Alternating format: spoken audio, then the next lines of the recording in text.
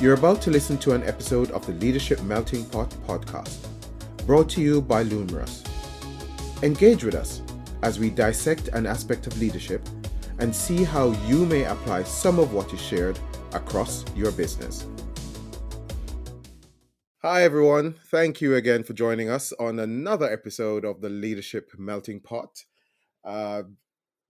Very, very excited this episode to be co-hosting with none other than Deborah Thomas, as I call her, Debs, who is one of our expert leaders here at Lumerous and also a member of the advisory board. So welcome, Debs. I'm looking forward to co-hosting a lot more of these episodes with you.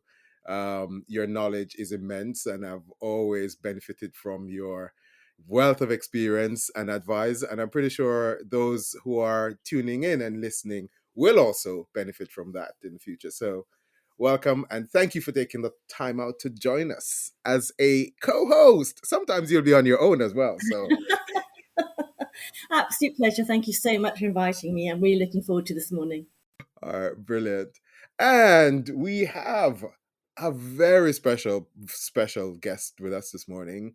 Special because this is someone who I've known for a number of years, someone who has championed the whole notion of equality and justice. I've always been fighting and pushing for equity right across the board. And I'm so pleased. I've watched his career ever since I met him several years ago. Watched his career flourish to the point where he's now the global chief diversity officer for Burberry. And I'm pretty sure most of you who are listening know who Burberry is. If not, Google it. It's one of the most iconic brands in the world. So, I'm really, really excited to get his time in the diary. Welcome, Geoffrey Williamson. Thank you so much for taking time out of your crazy mad schedule to join us for this podcast. Thank you for having me. You said my name wrong. It's Geoffrey Williams. You added a son. Oh, Jesus. I don't know why I did that. Yes, and I know it's Geoffrey Williams. Yes. So we'll be discussing something that is very close to all of our hearts today, right? We'll be discussing and dissecting the matter of diversity and inclusion, but in particular the D&I policies, and looking at in the workplace and looking at the relevance of them, and if they are worth their weight in gold, as everyone keeps talking about that. Let's just jump straight in, and based on your experience and your professional life, right? What is diversity and inclusion, and why should this be incorporated in policies of the organization? The reason why it's important is because we all come from a multitude of backgrounds and experiences that bring us to the organizations that we work for. And I think there's a need for people to, in some instances, accept and respect that we are individuals. And at the moment, sometimes we can be treated as a monolith, and that's everybody. So all men are kind of expected to show up in the same way, all women are expected to show up in the same way. And then when you add the intersections of those identities in, it becomes this conversation of, this group show up like this. But that's not actually the truth. I think each one of us is an individual, and that experience is needed to be recognized. I don't think there's a value add back to the organization. So I would say to everybody, there's this space of really being able to understand how your people can be their best, but also how in turn you can then use that to benefit your organization and drive your products and services, but also your relationships with your consumers in the right way. And I think we've seen a plethora of moments where, because there wasn't that diversity of thoughts, of experience, of representation in the room, people got things wrong. And I think now we're sitting in that place where we need to do that. So when it comes to policy, I don't really, I'm always controversial, I think. I don't really think there needs to be a D&I policy per se. I think, D&I needs to show up in your culture, in your strategy, in how you're driving your business forward. And I think where we need to get better at is really kind of creating that moment for positive actions. So a lot of the time, everyone talks about positive discrimination and creating spaces for people to have a seat at the table. And if you can't see it, you won't be it. And I agree with all of that. But I think what we do need to do is create the moments to have positive action. So by looking at your recruitment practices or, how you're going to actually do your talent reviews and making sure that you are pushing everyone to have those conversations that include people, you'll see positive actions come out of that. And I think that's more where we need to lean than a piece of paper that kind of goes to die on your intranet or in a handbook that Ooh, gets handed out woo. on day one. I know. I just said to Straight out of the back. Oh my God. Deb, I agree with a lot of what Geoffrey said there, and I see exactly where he's coming from. really? However, I do think you need some policies, and the reason I think that is that you need guidelines. You need people to have something that helps them, and part of that is because there has been so much bias, and there are still quite a lot of poor practices in organisations, stemming from systemically from legacy, if you like, and age, and all of our personal experiences. We all carry bias, but at certain levels, that bias is still in the room, if you like. And I think by having D&I policies, it helps to kind of move the dial along and gives people guidelines on where they can and should go with their behaviours. So I absolutely agree with Geoffrey in terms of positive action, safe spaces, people being able to be themselves. And I'm very keen on these policies reflecting not just diversity in terms of your race or your gender. It should be social mobility, disability, it should be anything. You should just be able to come to work and be yourself and be respected for what you're bringing to the table and feel safe to call out, as you've mentioned, Geoffrey, in terms of positive action, call out bad behaviour, say this is not acceptable, this is not how we should be thinking. And I think you're right in terms of so much poor decision making has gone on because there's been an elite group at the top that have assumed positions. But isn't that a kind of a utopian kind of thinking? I mean, because we're all humans, and therefore without these policies, without these structures in place, we're just leaving up to people to kind of decide, what they need to do.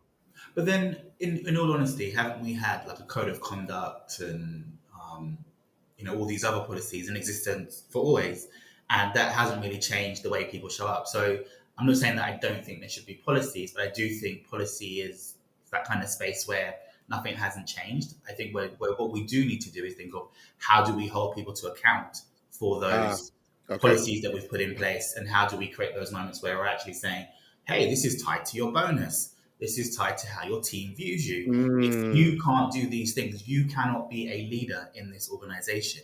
You cannot manage teams because you are responsible for people.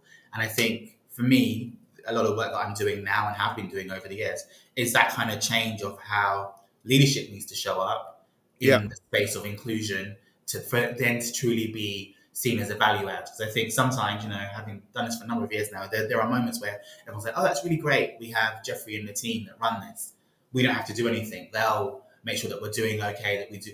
And actually, me and my team are generally, we didn't own a lot of the things. We Yeah. can only influence. So our role is to influence those policies and those kind of processes that exist to make sure people are being included, that we are questioning ourselves, and that we're having the right checks and balances. And so, is it utopia? I think, anything to do with the people space within a working environment is a utopian vision. I think it's that piece of how accountable are we going to hold ourselves to achieving it, and Yeah. how much are we willing to be uncomfortable to get there. And I think at the moment, that's the piece of work that we need to get our heads around. I like that point, because I'm a huge proponent of policies, right? I think they're needed, as Deborah said, a guideline. But as you mentioned, I think the biggest component that's missing is there is no accountability built in to the policies. Deborah, I saw you kind of nodding while Geoffrey was Yeah, talking through that. I've heard in many companies when you're looking at feedback, it's there are companies that are talking the talk, but they're not walking the walk. So you're absolutely right. It cannot be about just having a piece of paper. There has to be accountability. And I do think, yes, it is a utopia. You're right. But why shouldn't we strive for that? Look at how much ground we have made over the last, since 10, 20 years. Unfortunately, some of it's been led by trauma. things like, George Floyd, and it has meant that that's led to greater transition faster. But we are making the journey, and I think that it's right to want a utopia. It's right to try and get to a position where we all feel we are equal and equally valued. But Jeffrey, don't you think that a lot of companies nowadays can be blamed or can be called out for what I call swashing, social washing?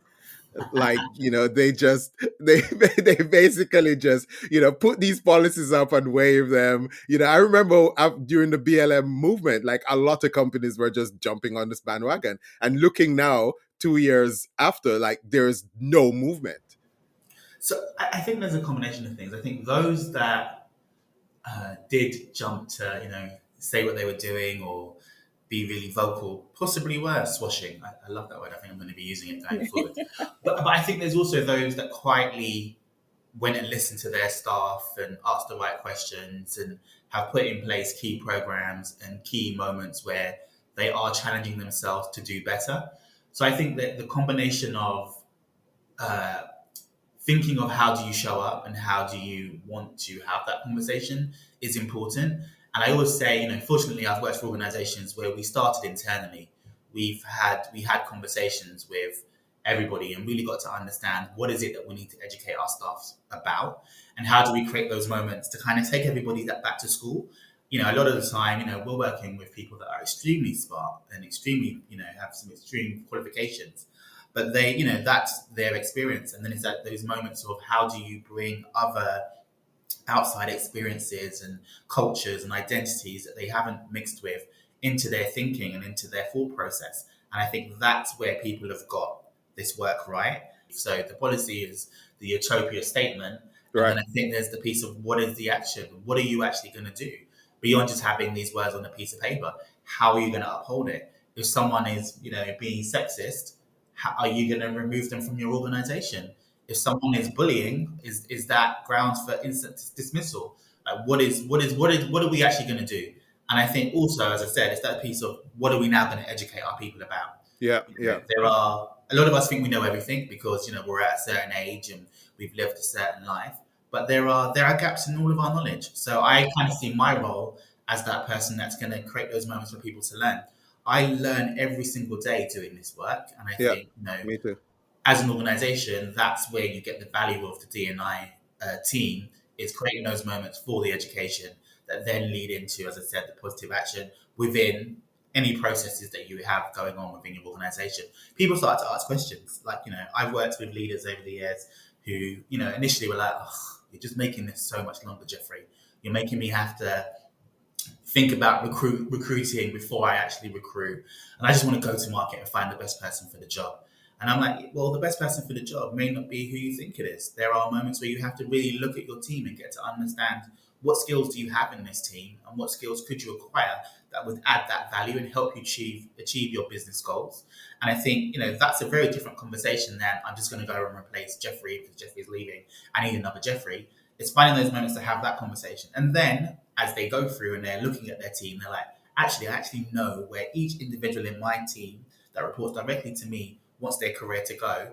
How do I create those moments to make that happen? And again, as I said, it goes back to the accountability of leadership, because a lot of the time people get into more senior roles, if we're all being honest, to make a little bit more money and possibly have a nice shiny job title. Yeah. And they don't realize they're accountable for someone's lives. And that's, I think, where your policy and your actions come to life. For me, I prefer action over policy any day. I prefer a company that's actually doing stuff to make a difference, instead of just having the shiny policy. Yeah, I agree with you that the policies and I think that the policies are important, but companies should not get hung up on, oh, we need a policy for this, we need X, Y, and Z. It's more about, okay, what am I going to do about this particular situation? So if there's bullying, how do I address that right away? And because we all know that cultures aren't monolithic, right? Every organization has a completely different culture. And some of the things I see happening is, oh, what's the best practice with this policy out there? Oh, let's take it from this company and let's just change their names and just put our names in. But it doesn't mean that that policy works for your culture, right? So sometimes it's better for you to start an initiative and see how your people react and how they would show up in you doing stuff, and then shape the policy on the back of that. Yeah, a couple of things. Just going back to Geoffrey's initially, I think education is absolutely key. It's about understanding other people's experiences in life, and therefore how that influences behaviour. And not just across, race, gender, others, but things like bullying. Why is somebody bullying? Is that the experience they've had, and so they just behave the same way? Is it entrenched? How do we Yeah. get around? How do we work with that person to help them move on from there? So there's so much to do within the workplace to help people to understand themselves and to help them to get to a place where they have the right behaviour. So there's a lot to do in that space, I feel. Yeah, and what I also find with a lot of these policies as well is that they're just so, for want of a better word, really boring. Like they just, seriously, they just come up with these really, highfalutin words, and I read through them, and when we do things like, policy reviews, and I read through them, I'm like, God, this is just like, I'm fairly intelligent, and I'm reading them, and I'm like, what are you saying? Because I'm not getting anything. It's almost like someone just kind of threw some words together. And I think at the beginning, both of you said it needs to be a guide. So there needs to be some guidance in it, right? It cannot be just all parables where people have to be trying to figure it out, and at sometimes it also has to be specific, like bullying is not tolerated, right?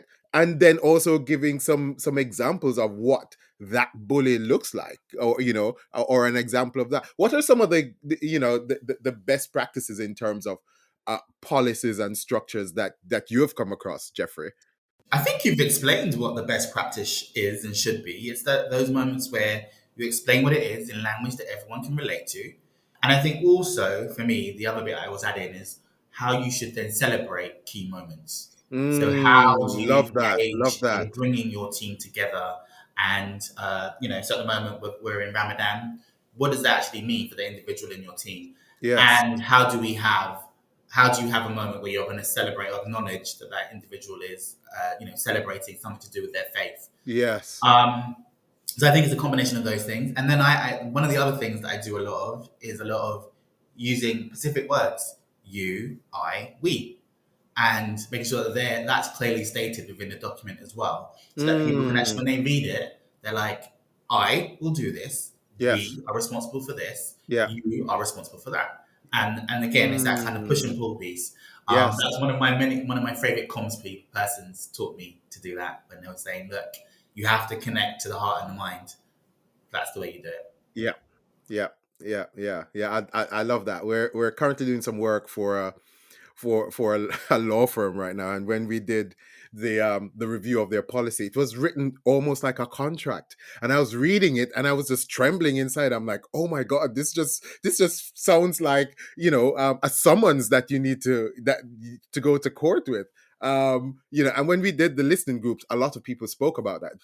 Now, talking about some of the other things I've seen in organisations over the years, things like the groupings that become intersectional, so you're all sharing experience and working together. I think I found that's been very valuable to organisations. I think sometimes reverse mentoring that I've seen has also been a valuable tool in promoting of D&I. So those are just some of the individual ones. The other thing I've seen, which I also think is good, is where there's an external body or person that you can talk to if you have any issues, so you don't feel that there are issues about abuse of power, if you like. So you don't feel you can talk about your boss or a colleague internally. You can go externally and get some advice, and that's again another useful tool for and those are entrenched kind of procedures that you've seen entrenched in the culture of organization. And it brings me to this point in terms of, so in my mind, I'm seeing policy and then I'm seeing process and procedures. Are they one of the same, or are they different?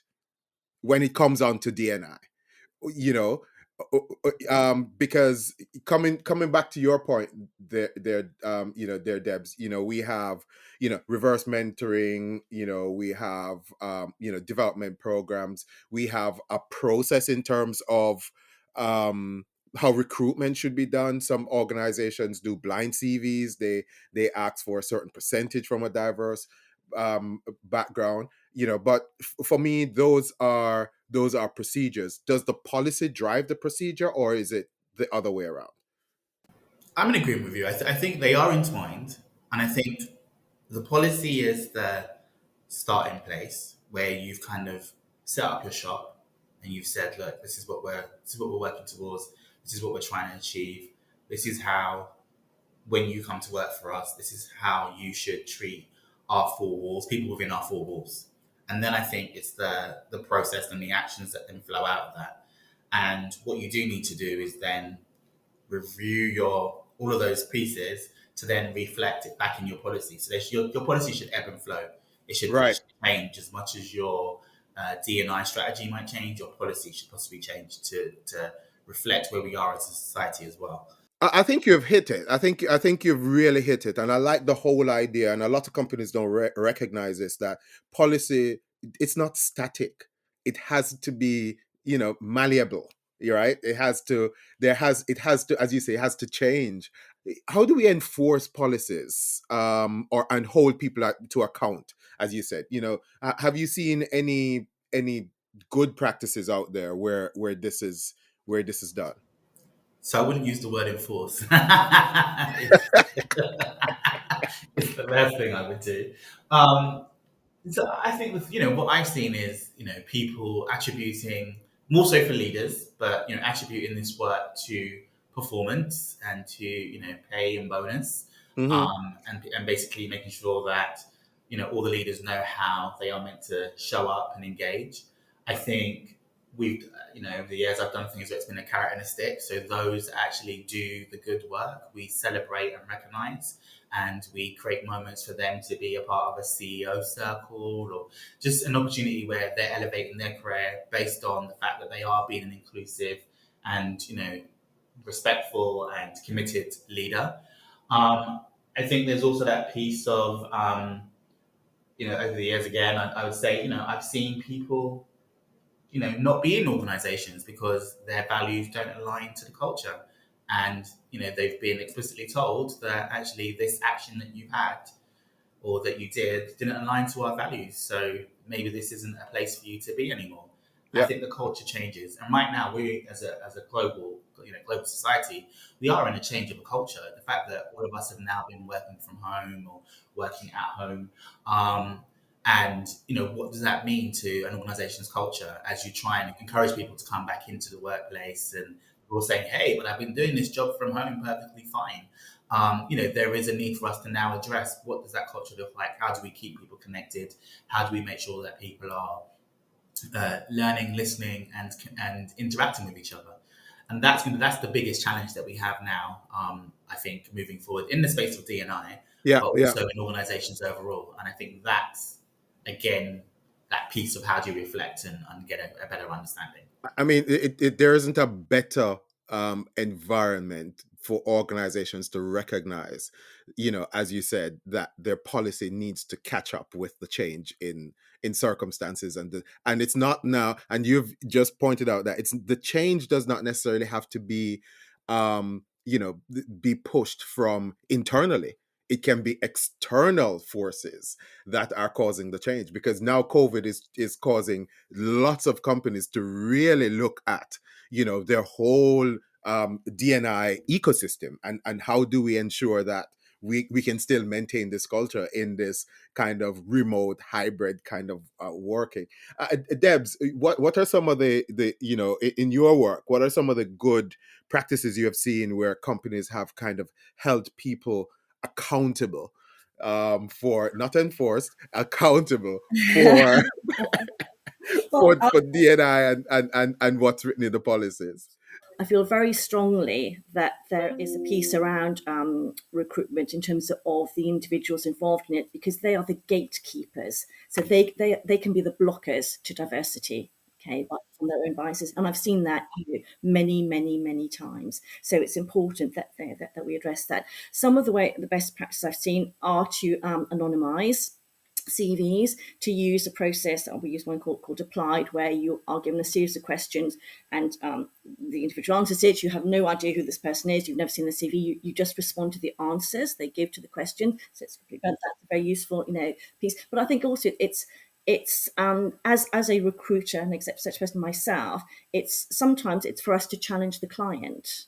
Okay, and by that, I'll give you an example. I won't name names, but we had recruiting for an organisation, and the individual who we liked was a refugee who'd come across, so their early background was a little checkered, as you would imagine. But then they had gone, from strength to strength, and the client was, I'm not sure, And we said, well, look, ignore the early background. It's really not relevant in terms of this particular role, and look at what they've done. And they interviewed them, really liked them. They were the fun hire. But if we hadn't challenged there, they might not have the piece. And I find, particularly when you're hiring to pressure, you're often hiring because somebody's left or there's been a big change. So you think, I want the best person. Sometimes that is going to seem to be perhaps the white male, because they've had all the advantages, not always, but so you've got to then say to client, well, look, do you, as Geoffrey said, is that what you really need? Do you need another person who's exactly the same? Look at the balance in your team and what a person could bring with a slightly different background. So I do think that good recruitment means challenging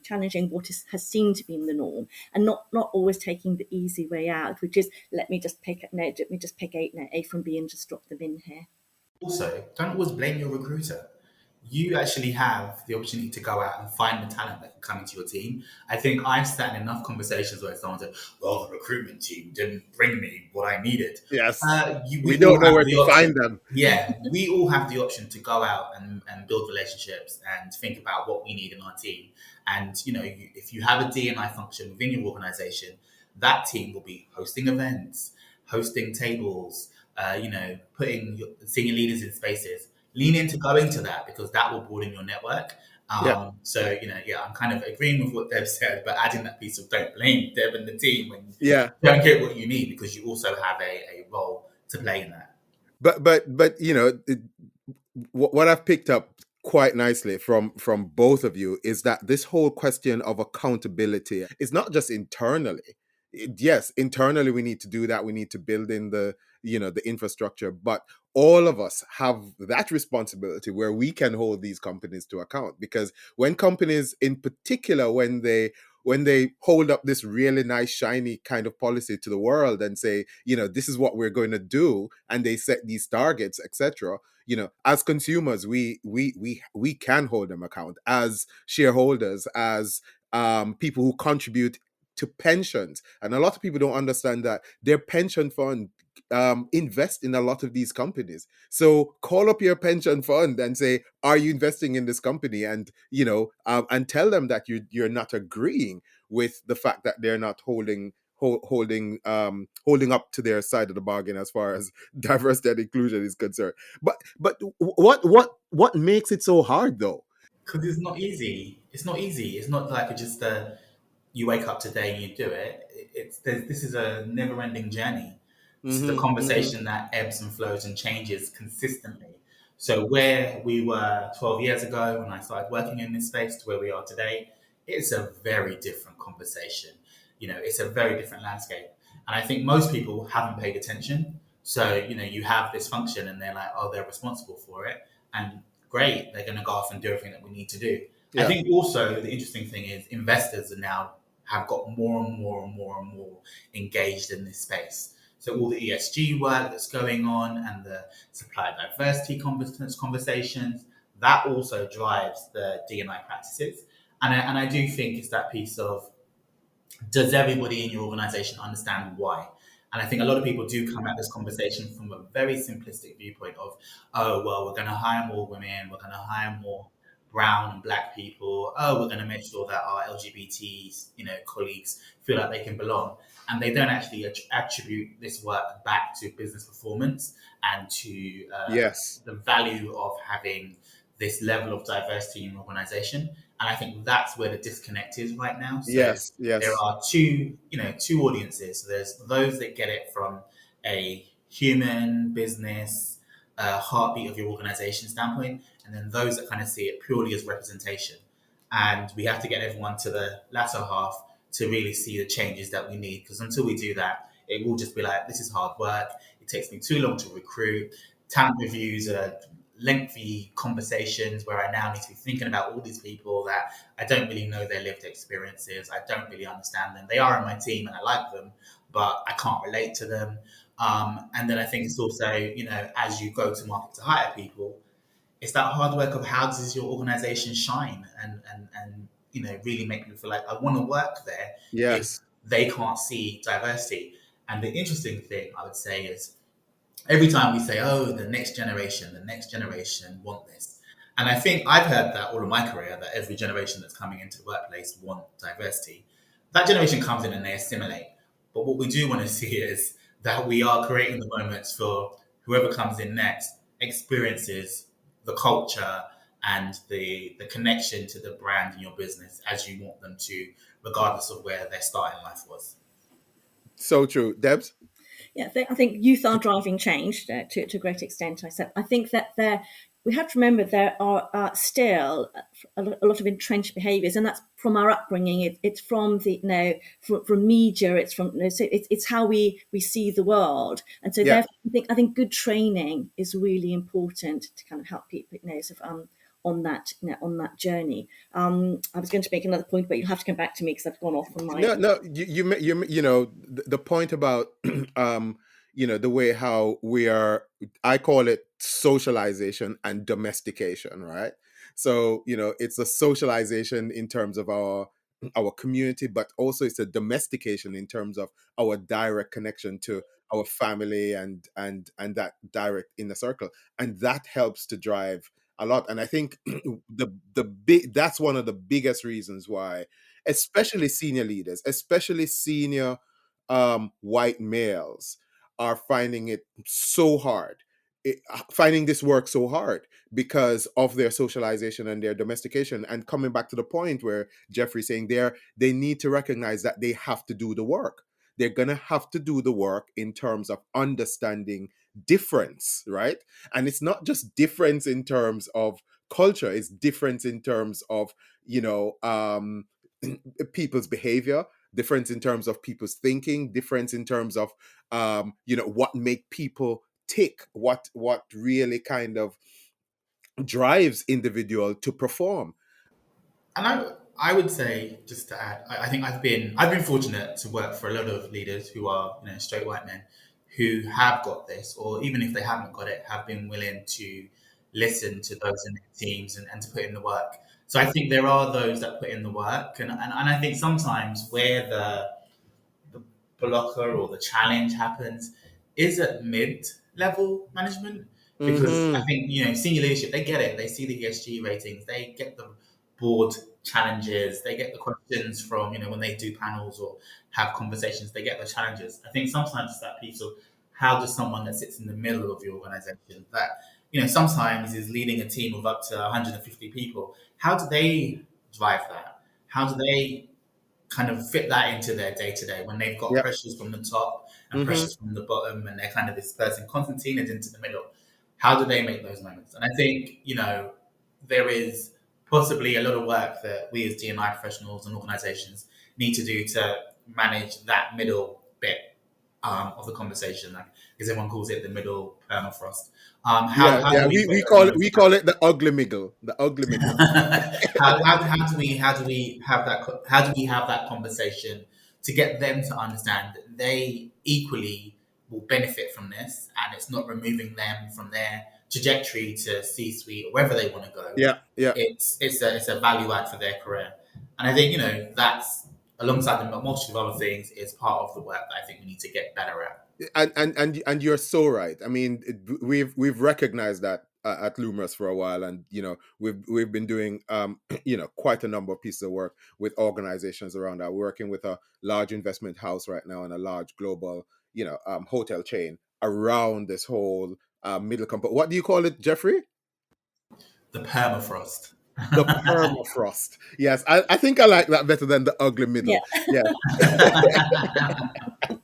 the permafrost. Oh, most definitely, because and so why do you think there is this this permafrost issue is now bubbling? Is it something that have just been overlooked because we always thought that the issue is with the senior leadership, or is it that you think now that we've had enough progress with senior leadership, we're now seeing where the next set of challenges are surfacing? I guess I guess from my viewpoint, I guess there's a couple of things. I think it's that piece of we haven't necessarily always seen DNI as a culture change program. We've seen it as getting better at representation. So a lot of the work has been we have to educate the leadership to understand why we need to have greater representation, to bring that talent in, to get the investment, and bring people in at different levels of the organization. I think where we miss the trick and where there's the opportunity is that conversation of this is about the entire organization, and this is about the health of your organization, and Hmm. this is how you have organizational health is by making sure that everyone feels included. And when I say everyone, I am talking about the straight white man right down to the individual living with disabilities that come into work in your organization, because as I said, everyone's had a different lived experience that brings them to this seat. We do not know who the straight white man is married to. Yeah, We don't know where he grew up. yeah, We don't know how hard he's had to work to get to where he is. So if we're talking about inclusion, we need to make sure that they're reflected back in the conversation. So I think there's a little bit of work that we need to do there. And then I also think it's that piece of then how you then overlay that with actually your lived experience might be this person's lived experience is this, and this is how they might show up when they do the work that they do for your organization. And then this is how you might need to manage them slightly differently, or respect them in a slightly different way. yeah.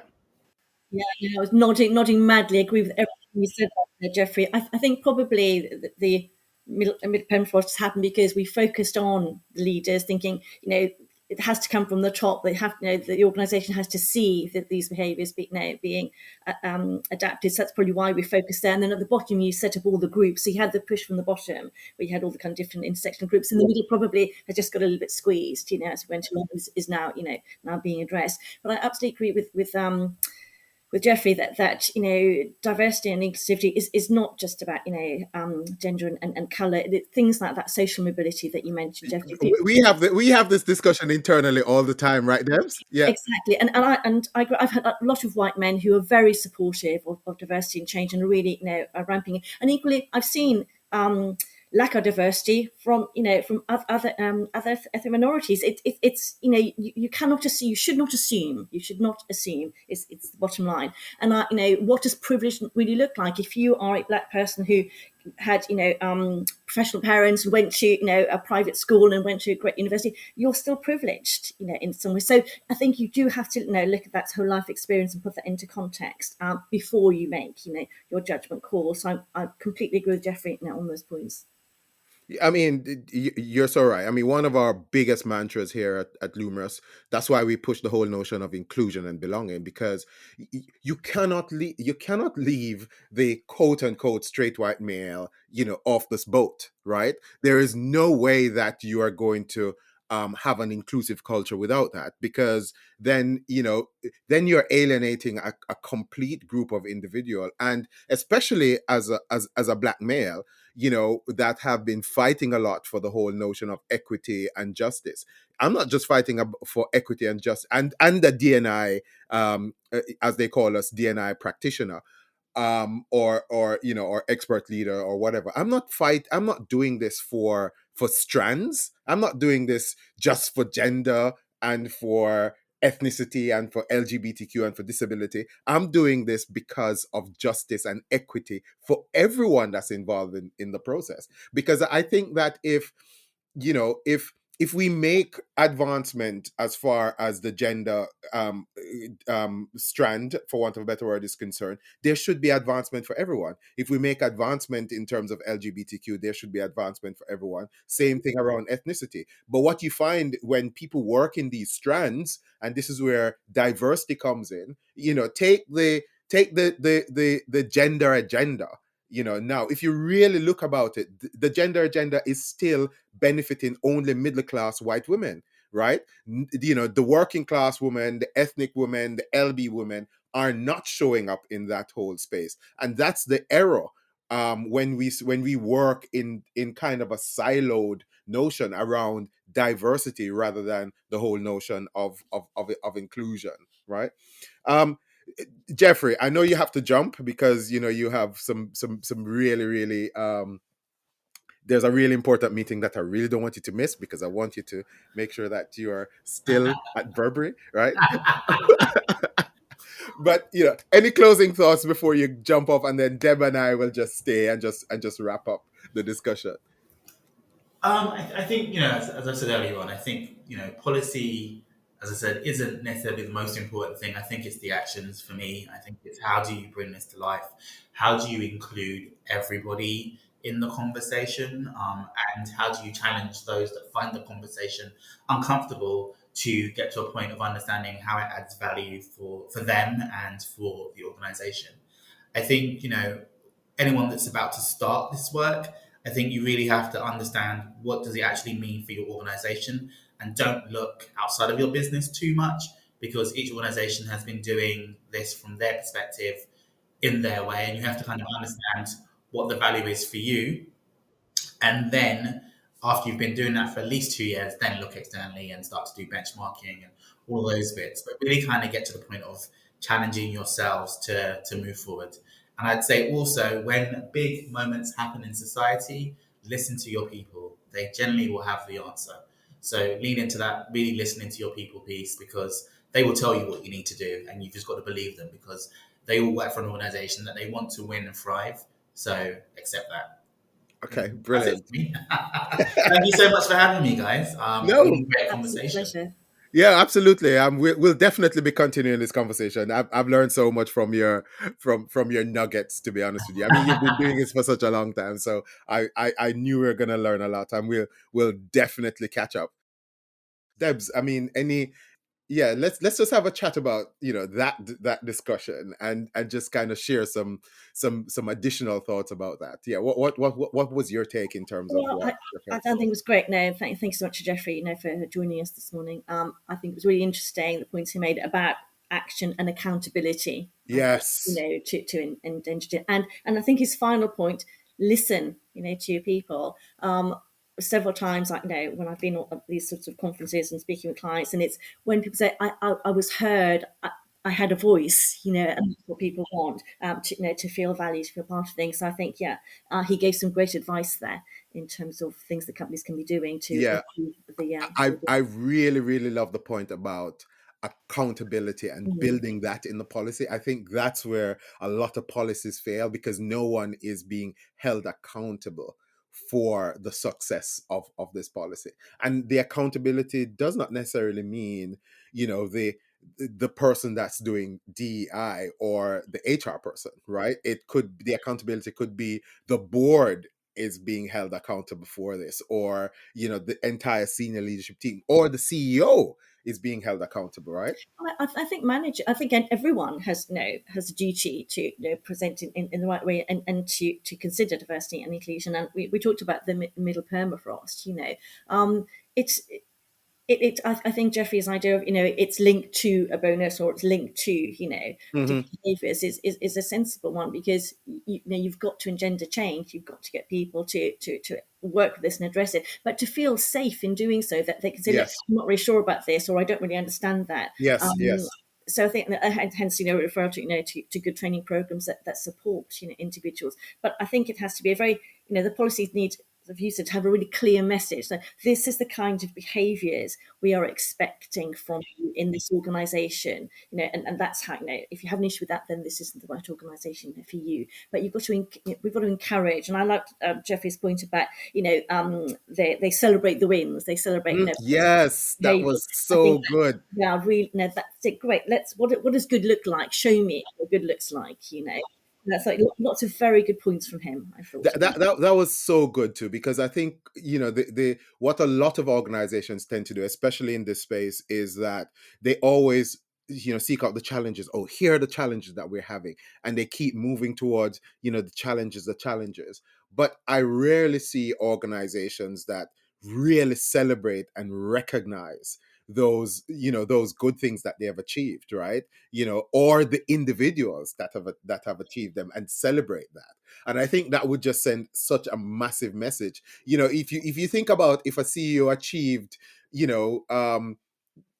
X percentage return on investments for shareholders, how that CEO is lauded and kind of held up, on a pedestal. The same thing should happen if that CEO decided that, what, we didn't make our profit, projections this year, but look at the gains that we've made in terms of our inclusion culture, the women that have been promoted, the change in shift in terms of the voice of the people and how engaged they feel, within the Yeah, organization. and I think you will get that return on investment, if you've got people who feel that they're invested in. And I think that, the thing particularly around the recruitment piece is you want to attract talent and you want to retain talent. Yeah. And by having those sorts of positive, D&I positions, that then you're going to get that. And what greater encouragement is there than attracting talent to your organisation and getting it to stay, because you're promoting them and supporting them more than that in the right way. So I think you will get that return. It's in everyone's interest. I genuinely believe that, to invest in good policies and processes. Yeah, I'm definitely gonna start pushing the team to start using the middle permafrost. Yeah, so like that. And also the are you and we in documents. Yeah, we always stick to that. We always do that. I have made some notes. I've got takeaways from Geoffrey this morning that I'll be looking to apply. Debs, oh, I'm so happy that we finally got you on as a co-host, and I'm so looking forward to. I'm so looking forward to co-hosting, a number of other Leadership Melting Pot podcasts with you. I've really enjoyed it. It's been fun, and thanks again to Geoffrey. So Yes, definitely. All right, so that's all we have for this episode of the Leadership Melting Pot podcast today, folks. Thank you for tuning in. On the next episode, we'll be looking to discuss and dissect the matter of accessibility for the special needs community in businesses. Should be interesting. And we have some really good guests lined up for that. So thanks for joining us today. As usual, your thoughts and contributions to the conversation is welcome. And, we'd love to hear from you. So, you can find, add your comments in the comment section below, and don't be afraid. Just be very transparent. We are very open to getting your feedback. You can find us on YouTube, Instagram, Facebook, Twitter, LinkedIn, and on Medium at Lumerous PLC.